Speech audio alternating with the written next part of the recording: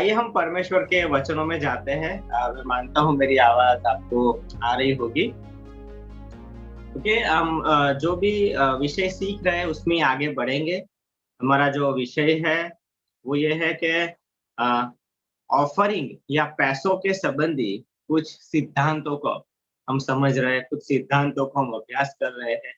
और परमेश्वर ने जो सिद्धांत को एक आशीष के सिद्धांत कहा है, फाइनेंस के सिद्धांत कहा है, और परमेश्वर इन सिद्धांतों को खुद अपनी ओर से ऑनर करते हैं। बाइबल में ऐसे कौन से सिद्धांत है फाइनेंस के बारे में, ऑफरिंग के बारे में, उसके लिए हम अभ्यास कर रहे हैं। अभी तक हमने ऐसे 10 सिद्धांत पढ़े हैं। पहले उसका रिवाइज रिवाइज करेंगे और उसके बाद हम आगे बढ़ेंगे। पहला हमने जो सिद्धांत पढ़ा था वो यह है कि हमारा ऑफरिंग परमेश्वर के सामने एक्सेप्ट भी हो सकता है और रिजेक्ट भी हो सकता है। और ऑफरिंग के साथ-साथ परमेश्वर हमें भी एक्सेप्ट कर सकते हैं और हमें भी रिजेक्ट कर सकते हैं। तो हमें समझना ज़रूरी है कि कोई भी व्यक्ति एक ओवर कॉन्फिडेंस में कभी भी न रहे। हम जो भी दे रहे हैं वो परमेश्वर स्वीकार कर ही लेंगे, इस तरीके के एक गलत विश्वास में कोई न रहे। दूसरा, हमने ये सिद्धांत समझा था कि अगर हम देंगे तो दिया जाएगा, यानी कि शुरुआत हमें करनी है। परमेश्वर ने शुरुआत को हम पे छोड़ा और इसलिए जिस तरीके का हम इनिशिएटिव लेंगे, शुरुआत करेंगे, उसी तरीके से हम आगे के हमारे जीवन में परिणाम देखेंगे।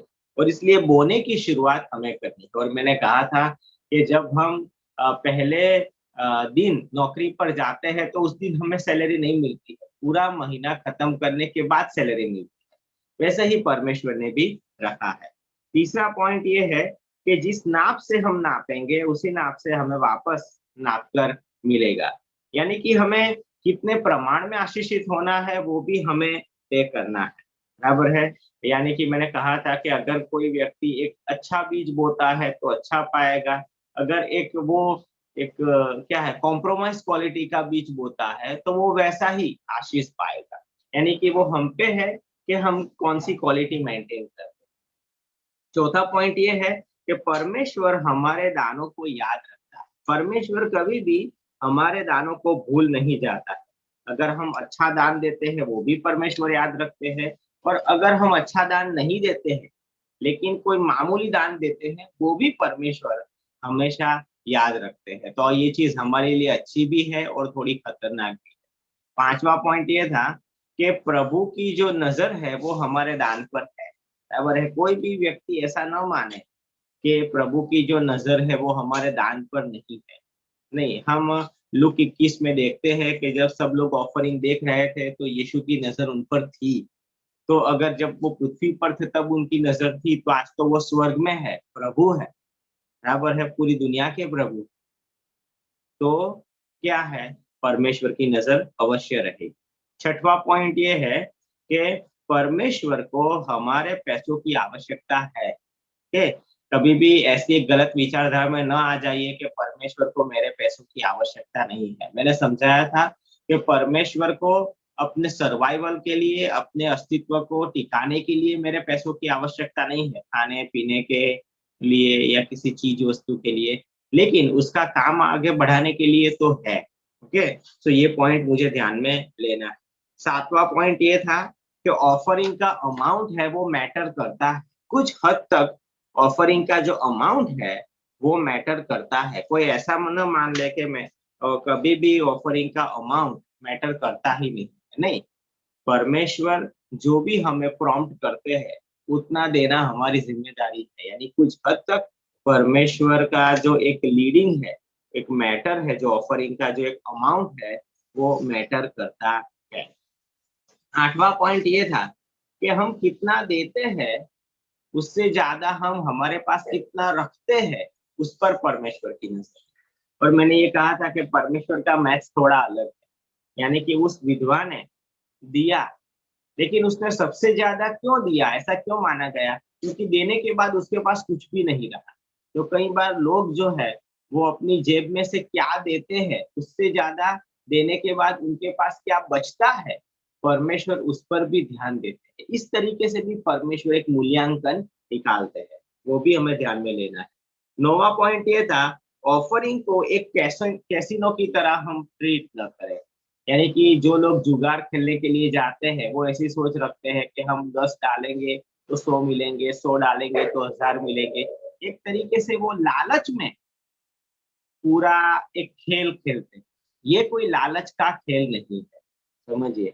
और इसलिए सिर्फ़ मुझे पैसा चाहिए, सिर्फ़ मेरे भीतर एक लालच भरी हुई है और उस लालच के स्पिरिट को लेकर मैं ऑफ़रिंग डालने के लिए आता हूँ, तो वो नहीं चलेगा। मेरे पास एक परमेश्वर का बिना लालच वाला आत्मा होना ज़रूरी है। साहस का आत्मा अच्छा है, लेकिन लालच का आत्मा नहीं होना चाहिए। जो जुगारी होता है, उसके पास लालच का आत्मा होता है। लेकिन हमारे पास एक विश्वास का आत्मा होना चाहिए। सो ऑफरिंग को एक कैसीनो की तरह हमारे जीवन में हम ट्रीट न करें। 10वां पॉइंट ये था कि पैसों में हमें बचत भी करनी। मैंने कहा था कि परमेश्वर बचत के पक्ष में है। परमेश्वर चाहते हैं कि हम बचत करें, लेकिन जमाखोरी न। बचत करना और जमाखोरी करना उसमें फ़र्क है। मैंने कहा था कि अ जो यूसुफ था, उसने एक बचत का सिद्धांत फ़ारून को सिखाया था। उसके साथ-साथ जो स्त्री थी जिसने 300 दिनार का अत्र जो यीशु पर उड़ेल दिया था, उसने भी बचत की होगी। और अगर हमें कहीं घूमने के लिए जाना है या कोई इमरजेंसी है या कोई बड़ी चीज़ खरीदना चाहते हैं, तो उसके लिए भी हमें सेविंग्स करनी चाहिए। सेविंग्स भी परमेश्वर के फाइनेंस में एक हिस्सा है। ओके? सो ये 10 पॉइंट्स हम पढ़ चुके हैं, बराबर है। आज और आगे पढ़ते हैं, क्या हम सीख सकते हैं। 11वां पॉइंट ये है, गुप्त तरीके से देना। ओके, सीक्रेटली देना।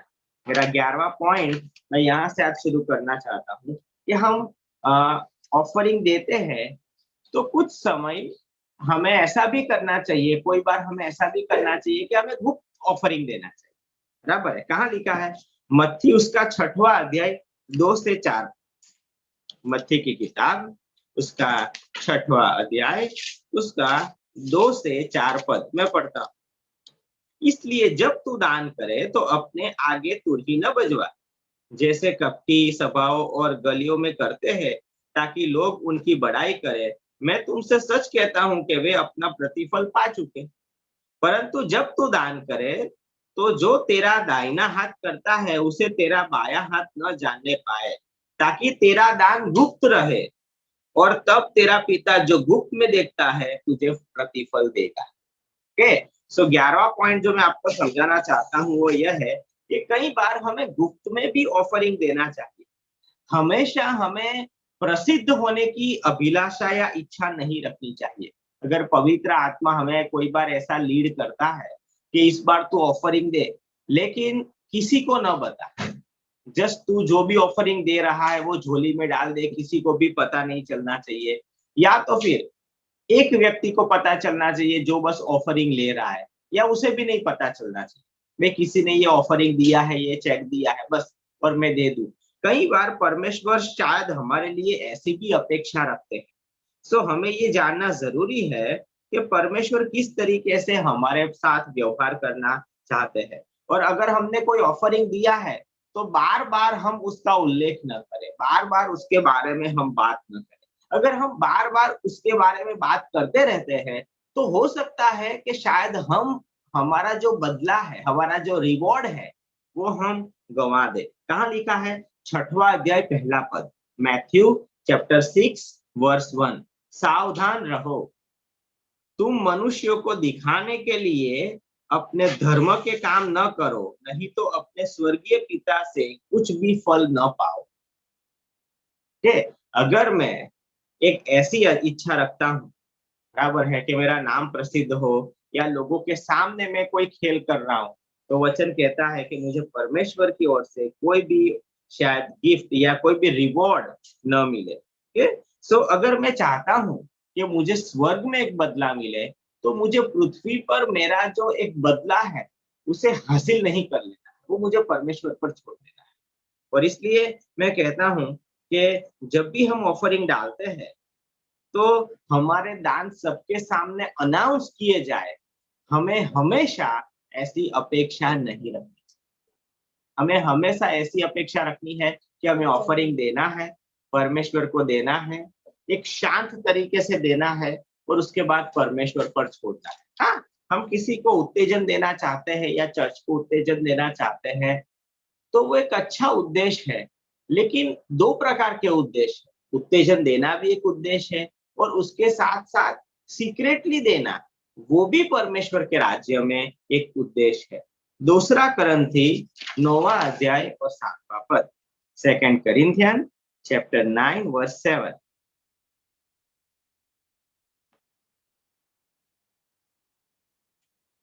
मैं पढ़ता हूँ क्या लिखा है यहाँ।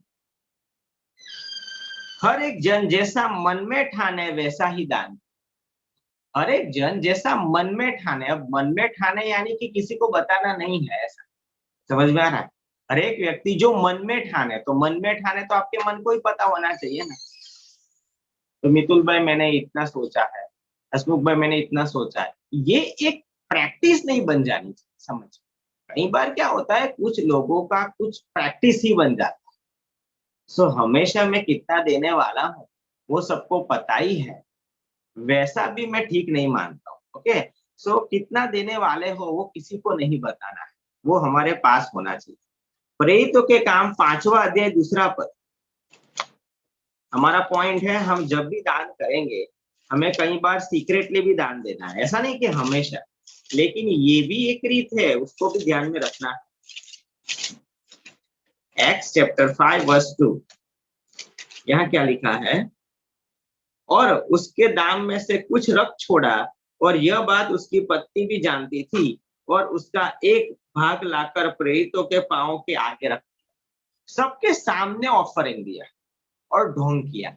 इससे अच्छा होता कि आप थोड़ा ऑफरिंग गुप्त में देते, तो कोई प्रॉब्लम ही नहीं होता ना।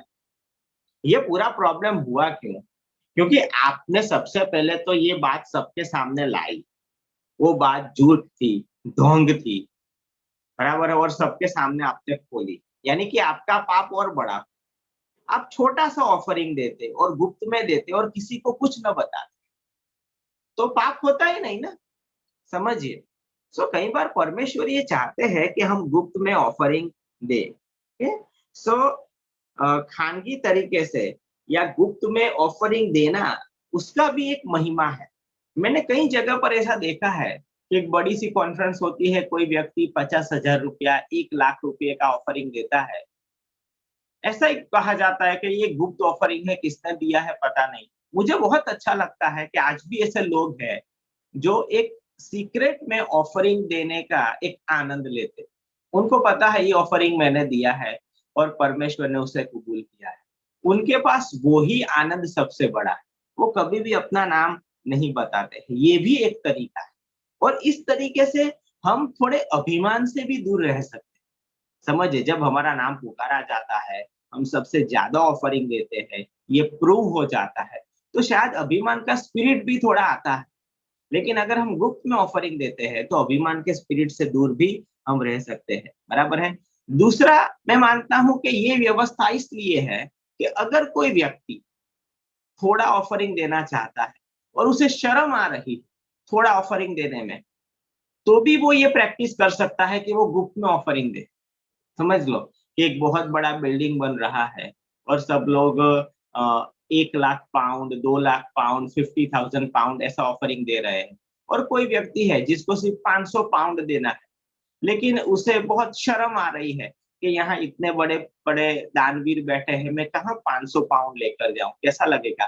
तो ऐसा व्यक्ति एक गुप्त में भी 500 पाउंड दे सकता है। इसके लिए भी ये व्यवस्था काम कर सकती है। समझिए कि उसे कभी भी ऐसी झिझक नहीं हो, उसे कभी भी एक कंपैरिजन का फील नहीं आएगा। ओके, सो ये इस बात को भी समझ लो कि एक वचन है ना कि जो अपने आप को नीचा करता है उसे ऊंचा किया जाए।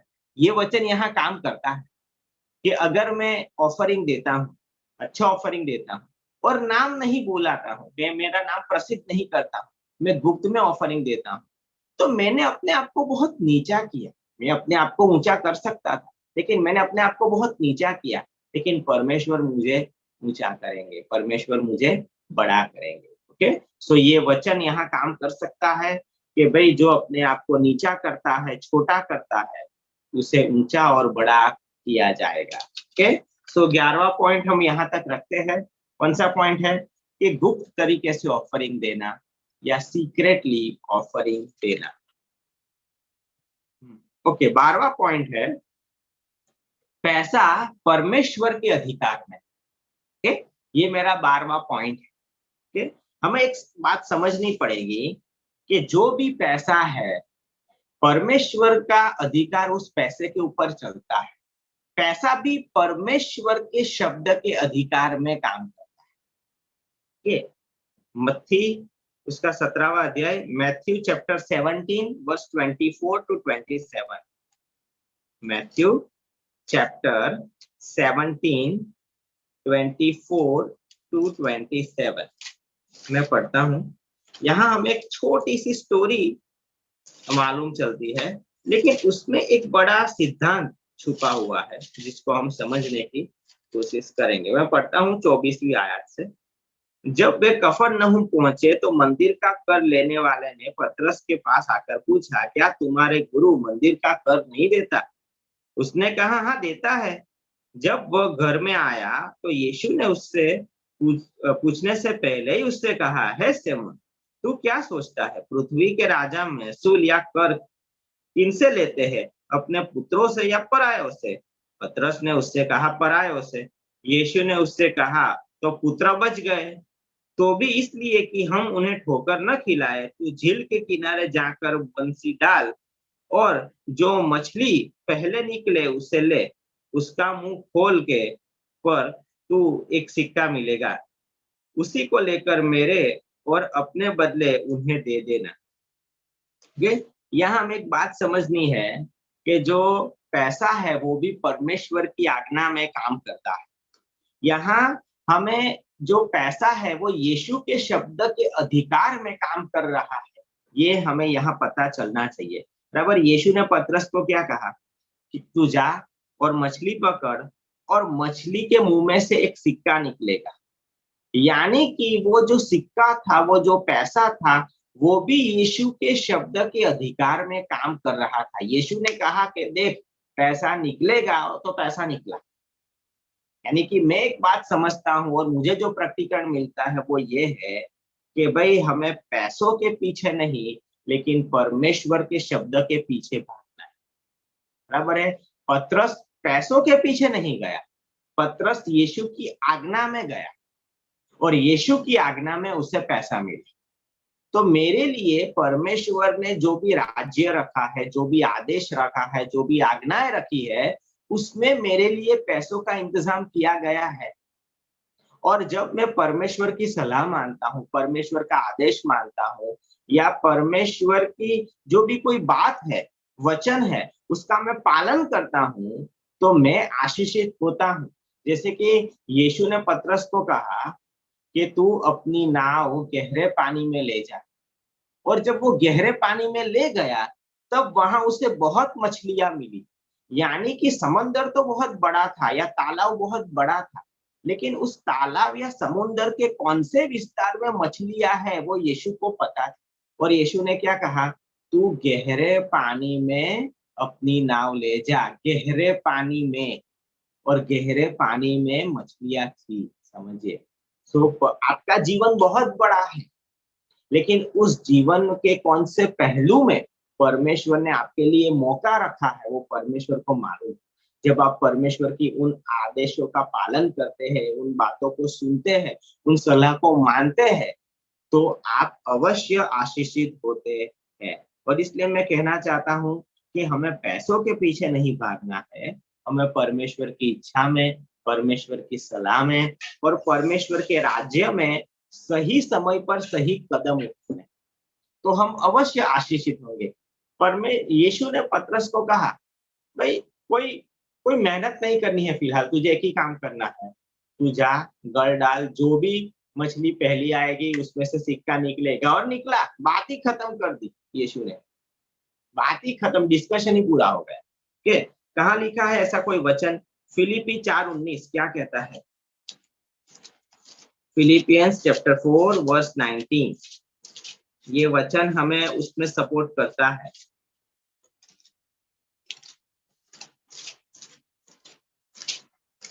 यहाँ लिखा हुआ है, मैं पढ़ता हूँ। मेरा परमेश्वर भी अपने उस धन के अनुसार जो महिमा सहित मसीह यीशु में है, तुम्हारी हर एक घटी को पूरा करेगा। यीशु अपने धन के अनुसार, महिमा के धन के अनुसार हमारी हर एक घटी को पूरा करेगा, ये वचन कहता है। सो वचन में से मेरी हर एक आवश्यकता पूरी होगी। अगर आपके पास वचन आ गया तो समझ लीजिए कि आपकी सभी आवश्यकता पूरी होगी। ये मसीह पतरस का जब सिक्का मिला तब उसकी आवश्यकता पूरी नहीं हुई। जब यीशु मसीह ने ये वचन बोला कि मछली के मुंह में से सिक्का निकलेगा, तभी वो बात बन चुकी। जब यीशु ने ये बोला कि मछली के मुंह में से सिक्का निकलेगा, तभी वो आवश्यकता पूरी हो चुकी थी। इसलिए समझिए, जब भी वचन आता है तो वचन अपने साथ आशीष लेकर आता है, वचन अपने साथ पैसे लेकर आता है, वचन अपने साथ हर एक प्रकार का प्रबंध लेकर आता है और हर एक प्रकार की आवश्यकता को पूरी करता है। ठीक, और इसलिए हम कुछ और भी वचन पढ़ सकते हैं। मत्ती 6:33 क्या कहता है? पहले उसके राज्य को और उसके धर्मीपन को ढूंढिए, तो हर एक किस्म की आवश्यकताओं को पूरा किया जाएगा। सो मेरा जो लक्ष्य है वो समझिए परमेश्वर का राज्य, परमेश्वर की इच्छा होनी चाहिए। और वो परमेश्वर के राज्य में मुझे नौकरी भी मिलेगी, वो परमेश्वर के राज्य में मुझे घर भी मिलेगा और परमेश्वर के राज्य में मेरी हर एक आवश्यकता पूरी होगी। लेकिन मेरा लक्ष्य नौकरी नहीं है, मेरा लक्ष्य परमेश्वर का राज्य है, मेरा लक्ष्य परमेश्वर की इच्छा है। अगर मेरा लक्ष्य ठीक है तो सब कुछ ठीक चलेगा।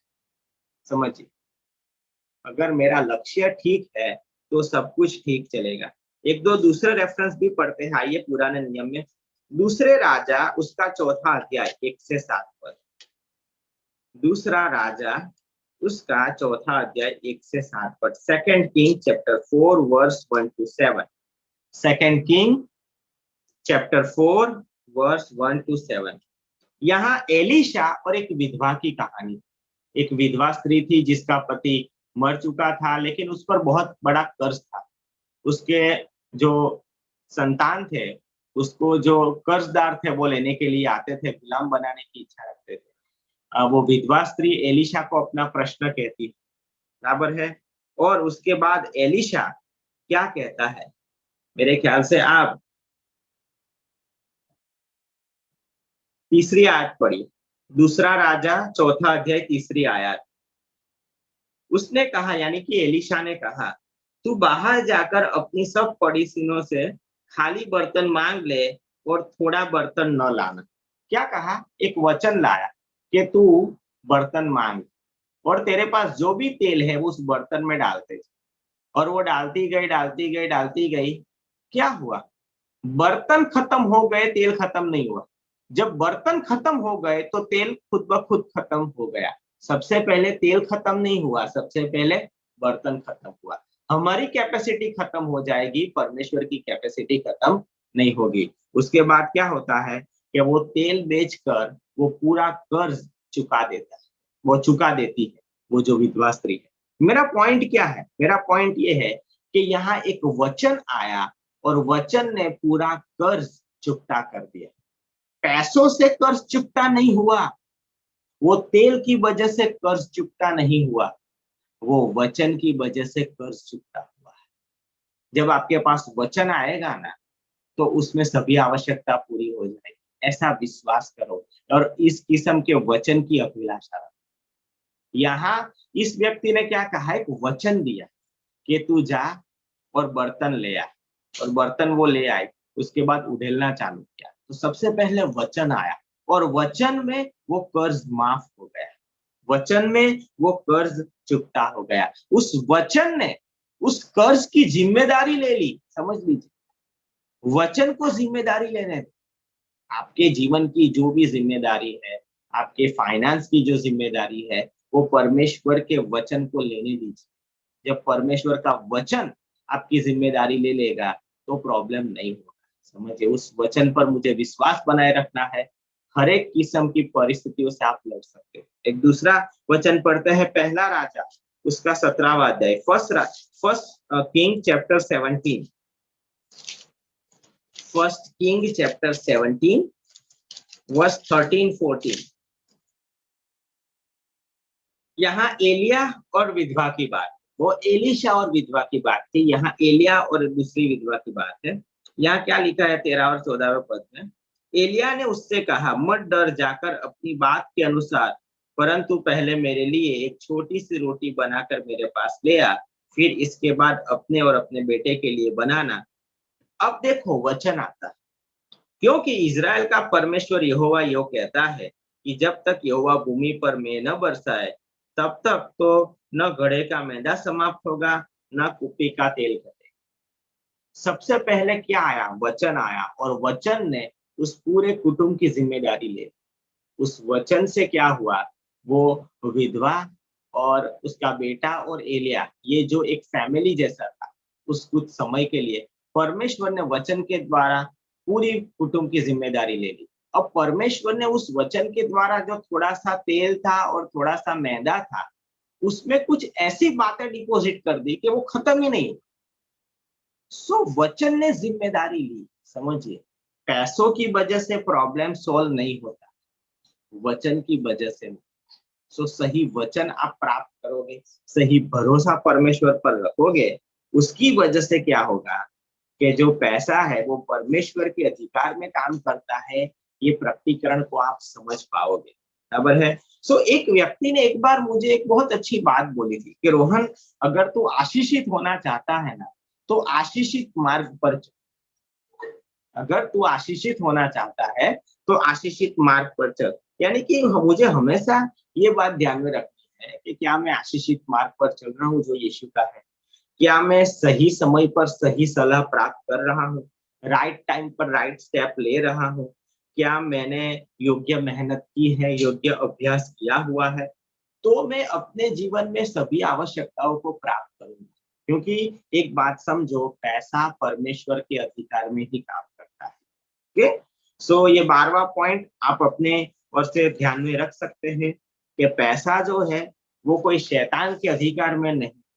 समझिए, जो लोग हैं जो परमेश्वर के पीछे चल रहे हैं, बराबर है, पैसा परमेश्वर के अधिकार में है, और परमेश्वर जब चाहते हैं वो पैसों को हमारी ओर मोड़ सकते हैं, आशीष बनाकर हमारी ओर मोड़ सकते हैं। सो 12वां पॉइंट ये है। 13वां पॉइंट मैं जो आपसे कहना चाहता हूं वो ये है कि अच्छी जमीन पर हमें हमारा ऑफरिंग बोना है। समझिए, जब भी हम ऑफरिंग लाते हैं तो हमें एक अच्छी जमीन पर हमारा ऑफरिंग बोना पड़ेगा, या इस तरीके की एक इच्छा हमें रखनी है। मत्ती उसका 13वां अध्याय उसका 8वां पद, मैथ्यू चैप्टर 13 वर्स 8।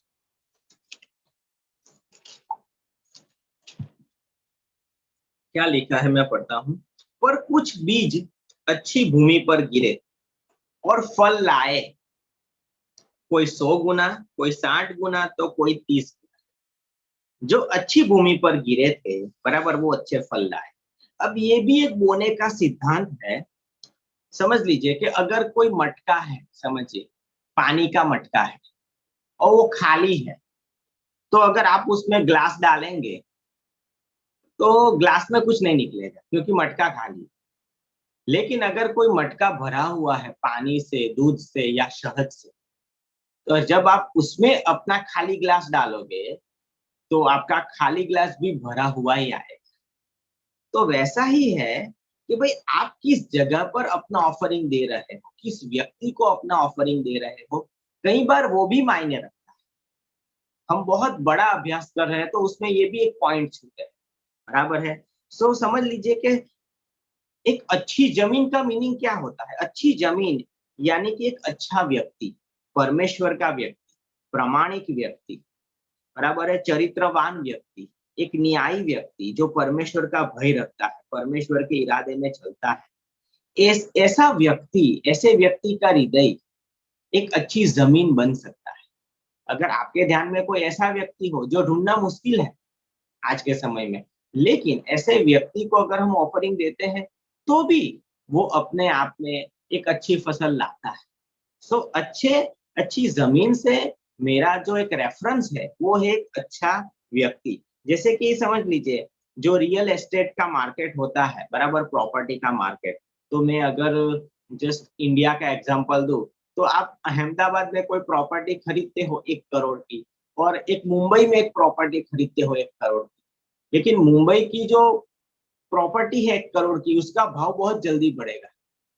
अहमदाबाद में जो मैंने 1 करोड़ की प्रॉपर्टी ली है, उसका भाव इतना जल्दी नहीं बढ़ेगा, क्योंकि वहां जो रियल एस्टेट का मार्केट है मुंबई में वो ज्यादा गर्म है। तो वहां मैंने 1 करोड़ की प्रॉपर्टी ली है, लेकिन वहां उसका भाव बहुत जल्दी बढ़ेगा, बराबर, क्योंकि वो मार्केट ऐसा है। वैसा भी कई बार परमेश्वर के राज्य में होता है कि हम अगर किसी अच्छे व्यक्ति के जीवन में बोते हैं, अच्छे व्यक्ति के उद्देश्य में अगर हम बोते हैं, तो हम एक अच्छी फसल काटते हैं कई बार, बराबर है। तो ये पॉइंट भी हमें ध्यान में रखना है, बराबर। बाइबल में से ऐसा कुछ पढ़ना चाहे पढ़ सकते हैं। अभी मैंने एक जगह पर अभ्यास किया, एक किताब में से मुझे एक अच्छा रेफरेंस मिला, जेनेसिस चैप्टर 26 वर्स 12, उत्पत्ति की किताब, उसका 26वां अध्याय और उसका 12वां पद। उत्पत्ति 26 और 12 क्या कहता है? फिर इसहाक ने उस देश में जोता बोया और उसी वर्ष में 100 गुना फल पाया, और यहोवा ने उसको आशीष दी। इसहाक की बात की गई है, जिसने एक नए देश में बीज बोया और उसी वर्ष उसने 100 गुना प्राप्त किया। अब आपको पता है कि भाई ये उसका देश नहीं था, ये किसी और व्यक्ति का देश था और दूसरे राजा का देश था, और उस राजा का नाम था अबीमेलेक राजा, बराबर है। अब अबीमेलेक राजा जो है, वो ये इसहाक का जो कुटुंब है उसके साथ 2 बार टकराता है। एक बार इब्राहिम के समय में ये अबीमेलेक राजा इब्राहिम और सारा के साथ टकराता है, और जब इसहाक उसका पुत्र आता है, तो भी ये अबीमेलेक राजा इसहाक के साथ फिर से टकराता है, बराबर है। हमें पढ़ना है तो पढ़ लेते हैं। उत्पत्ति की किताब, उसका 20वां अध्याय 2 से 6 पद। बहुत लंबी स्टोरी है, लेकिन हम फटाफट पढ़ेंगे, बराबर। अब्राहम क्या है?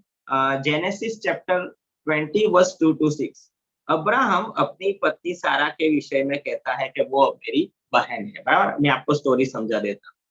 और इसलिए अबीमेलेक राजा जो होता है, वो दूत भेजकर, बराबर, सारा को बुला लेता है, और वो सारा के साथ शादी करना चाहता है, आगे बढ़ना चाहता है, उसको अपनी पत्नी बनाना चाहता है, अपने रिश्ते में लाना चाहता है। लेकिन धीरे-धीरे उसे पता चलता है कि नहीं भई, ये तो कुछ गलती हो गया है। ये जो स्त्री है वो शादीशुदा है, ये कोई शादीशुदा नहीं है, ऐसी स्त्री नहीं है। और परमेश्वर उसे सपने में चेतावनी देता है, और वो व्यक्ति रुक जाता है। उसके पास एक संयम होता है, उसके पास परमेश्वर का भय होता है, वो न्यायी होता है, परमेश्वर का डर रखने वाला होता है। अबीमेलेक राजा सही समय पर रुक जाता है, वो सारा पर जबरदस्ती नहीं करता है, गलत लाभ नहीं उठाता है, बराबर है। एक बार यहाँ इस राजा का रेफरेंस आता है, आगे जाके वही स्टोरी उसके पुत्रों के साथ रिपीट होती है। इसहाक 26वें अध्याय में आए, 26वां अध्याय उसका 2 पद। वहां यहोवा ने उसको दर्शन देकर कहा, मिस्र में मत जा, जो देश में तुझे बताऊं उसी में रहे, बराबर है। उसके बाद 10वीं आयत में क्या लिखा है? अबीमेलेक ने कहा, तूने हमसे यह क्या किया? ऐसे जो प्रजा में से कोई तेरी पत्नी के साथ सहज कुकर्म कर सकता, तो तू हमें पाप में फंसाता। इसलिए अबीमेलेक ने अपनी सारी प्रजा को आज्ञा दी, जो कोई उस पुरुष या उस स्त्री से छुएगा वह निश्चय मारा जाएगा। फिर से यही राजा का पाला इसहाक के साथ पड़ता है। इसहाक फिर से कहता है, भाई ये तो मेरी बहन है, लेकिन इस बार तो पूरा गलत था। इब्राहिम के टाइम पर तो आधा भी सच था, लेकिन इसहाक के टाइम पर तो पूरा गलत था, क्योंकि यह थोड़ी भी बहन नहीं। लेकिन फिर से अबीमेलेक अपने आप को कंट्रोल करता है, अपने आप को रोकता है। ये बहुत न्यायी व्यक्ति था, समझिए, बहुत अच्छा व्यक्ति था, एक अच्छा पुरुष था, चरित्रवान व्यक्ति था। और क्या हुआ कि भाई इसी न्यायी व्यक्ति ने इसहाक को कहा है कि ठीक है, तू मेरे देश में रहे, वहां खेती का काम कर। और वो उस अबीमेलेक राजा का जो देश है उसमें वो खेती करता है, 100 गुना फसल काटता है। क्यों? एक न्यायी राजा। समझिए, अगर हम किसी ऐसे न्यायी व्यक्ति के जीवन में बोएंगे ना, तो ज्यादा काटेंगे। यहाँ अबीमेलेक एक प्रामाणिक व्यक्ति है, चरित्रवान राजा है, परमेश्वर का भय रखने वाला राजा है। जब इसहाक, और आपको पता है इसहाक जो भाई थे, वो कोई किसान नहीं थे, वो तो चरवाहे थे। अगर आप पढ़ोगे तो उत्पत्ति 26 और 20 पढ़ना, वहां लिखा हुआ है इसहाक चरवाहा था, वो कोई किसान नहीं था। उसका प्रोफेशन चरवाहा था, फिर भी उसने किसानी की उस देश में और 100 गुना प्राप्त किया। अगर आप अच्छे व्यक्ति के जीवन में बोएंगे, अच्छे व्यक्ति के जीवन की जमीन पर बोएंगे, अच्छा प्राप्त करेंगे। अबीमेलेक एक न्यायी व्यक्ति था, अच्छा व्यक्ति था। जब उसके देश में अपने भाई इसहाक ने जब बीज बोया, 100 गुना फसल प्राप्त। ओके, सो एक पॉइंट हमें समझने को मिलता है, अच्छी जमीन पर ऑफरिंग बोएंगे तो अच्छी फसल काटेंगे। हमें अच्छी जमीन को हमेशा ढूंढना पड़ेगा।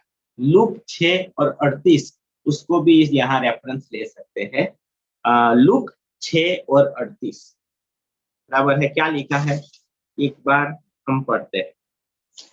लूका लिखित सुसमाचार उसका 6वां अध्याय 38वां पद। Luke chapter 6 verse 30। दिया करो तो तुम्हें भी दिया जाएगा। लोग, अब यहाँ महत्व का शब्द है लोग। आपको देंगे कौन? आपको कौन देगा? लोग देंगे।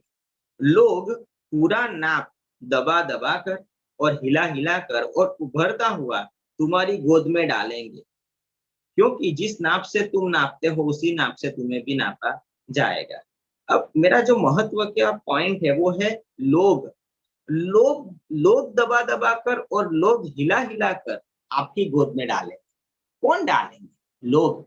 ये पिता पुत्र पवित्र आत्मा की बात नहीं है, समझिए।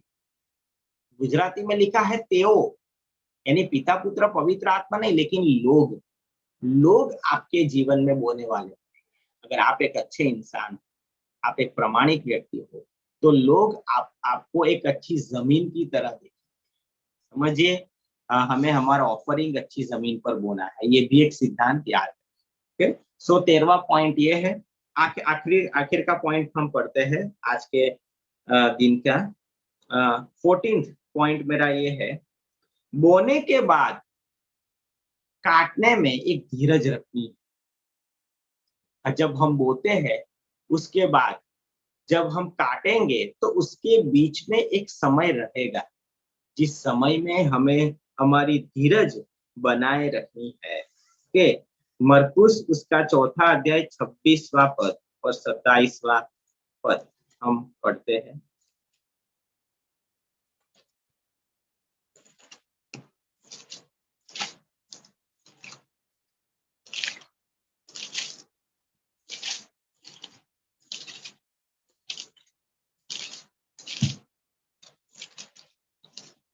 मरकुस 4:26-27। फिर उसने कहा, परमेश्वर का राज्य ऐसा है जैसे कोई मनुष्य भी भूमि पर बीज छांटे और रात को सो जाए और दिन को जागे, और वह बीज ऐसे उगे और बढ़े कि वह न जाने, यानी कि वो धीरे धीरे बढ़ता है। बराबर है। उसके बाद दूसरा रेफरेंस ये है, लूक 8:15। लूक 8 और 15 क्या कहता है?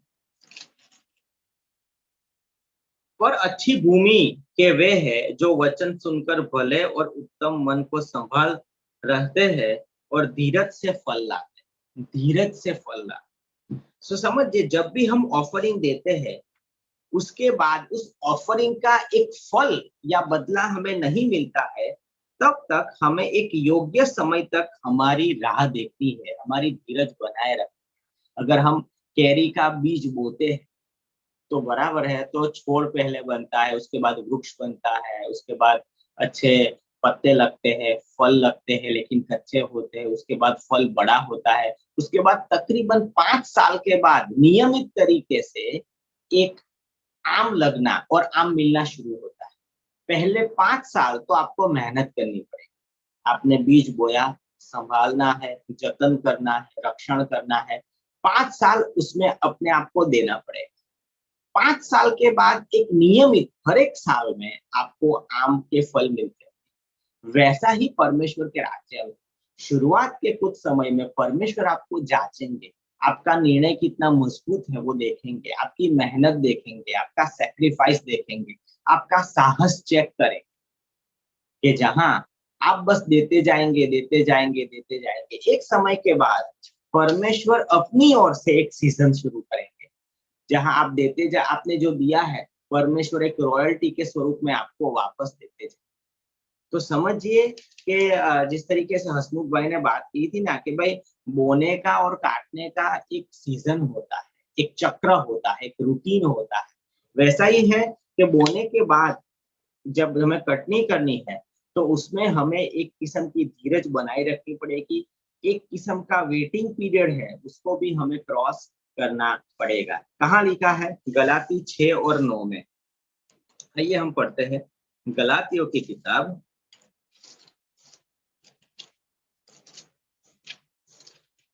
गलातियों की किताब उसका 6वां अध्याय, गलातियंस चैप्टर 6 वर्स 9। क्या लिखा है मैं पढ़ता हूँ। हम भले काम करने में साहस न छोड़े, क्योंकि यदि हम ढीले न हो तो ठीक समय पर कटनी काटेंगे। बहुत अच्छा लिखा है। क्या लिखा है? हम भले काम करने का साहस हिम्मत छोड़ न दे, क्योंकि यदि यहाँ शर्त है, यदि हम ढीले न हो जाए तो ठीक समय पर कटनी काटेंगे। ढीले नहीं पड़ जाना। शुरुआत में ऐसा चेक नहीं करना है कि मैंने तो ऑफरिंग दिया, पता नहीं क्या हुआ, दिया या नहीं दिया, मिला या नहीं मिला, पता नहीं कब मिलेगा। समझे? शुरुआत के कुछ जो साल है, कुछ सीजन है, वहां आपको सेक्रीफाइस करना है, आपको देते जाना है। बराबर है? एक योग्य समय आएगा, तब आप एक अच्छी कटनी अवश्य काटोगे। मुझे याद है कि जब हमारी शादी हुई, उससे पहले हम तकरीबन 1 साल एक कोर्टशिप में रहे थे। हमारी सगाई हो चुकी थी, लेकिन शादी नहीं हुई थी। तो हम एक अच्छा ऑफरिंग देते थे, मेरी पत्नी भी अच्छा ऑफरिंग देती थी, मैं भी अच्छा ऑफरिंग देता था। तब हम पति-पत्नी नहीं थे, बराबर, लेकिन अच्छा ऑफरिंग हम हमेशा देते थे। लेकिन जब हमारी शादी हुई, तब हमें इतनी बड़ी गिफ्ट मिली जो हमने कभी सोचा नहीं था। किसी व्यक्ति ने हमें फ्रिज दिया, किसी व्यक्ति ने हमें माइक्रोवेव दिया जब शादी हुई उसी दिन। किसी ने हमें बेड दिया, किसी ने डाइनिंग टेबल दिया, किसी ने सोफा सेट दिया, किसी ने किचन सेट दिया। सो हमारे घर में हमने कभी भी ऐसा प्लान नहीं किया। हमने ऐसा किया था कि ये धीरे-धीरे हम खरीदेंगे। लेकिन परमेश्वर ने हम जो भी बो रहे थे, उसको एक जगह पर क्या है जमा कर दिया। परमेश्वर शुरुआत के समय पर हमारा ऑफरिंग एक जगह पर जमा कर रहा है। और जब हमारी शादी हुई, तो परमेश्वर को एग्जैक्ट ये टाइम सही लगा कि इस जोड़े को मैं आशीषित करना चाहता हूँ। और उसके बाद हमारे घर में वो सारी चीज एक ही दिन आ गई, जो हमें प्लान करनी पड़ती थी शायद, लेकिन वो एक ही दिन हमें मिल गया।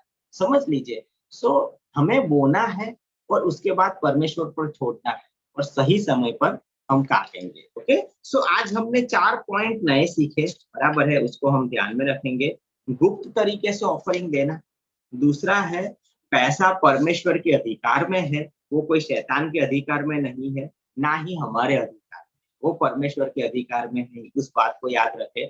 13वां पॉइंट ये है, सारी जो अच्छी जमीन पर हमें अच्छा ऑफरिंग बोना है अच्छे व्यक्ति के जीवन में। और 14वां पॉइंट ये है कि बोने के बाद एक काटने में हमें थोड़ी-सी धीरज बनाए रखनी है, बराबर है? आइए हम प्रार्थना करते हैं और ये शिक्षण को खत्म करते हैं। परमेश्वर पिता, हम आपके पास आते हैं, आपका शुक्रिया अदा करते हैं क्योंकि प्रभु आप हमें सिखाते हैं।